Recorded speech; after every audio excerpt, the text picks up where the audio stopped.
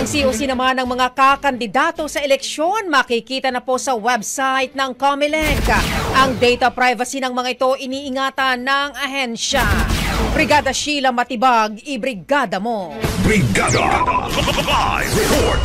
Makikita na ang lahat ng Certificate of Candidacy o COC ng mga kakandidato sa 2025 election sa website ng Commission on Elections o COMELEC.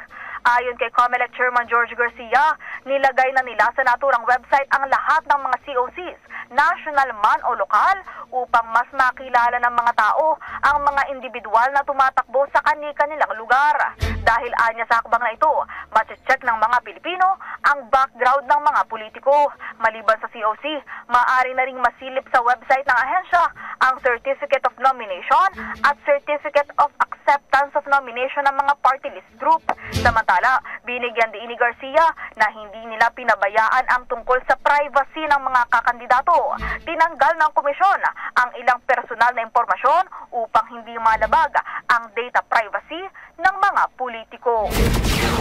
In the heart of changing lives, ito si Brigada Sheila Matibag ng 105.1 Brigada News FM Manila. The Music and News Authority. Brigada Balita Nationwide. Ang bahaging ito ay hatid sa atin ng Mom's Love ES1 Capsule. Simulang tuparin ang pangarap ng iyong anak. And starting now,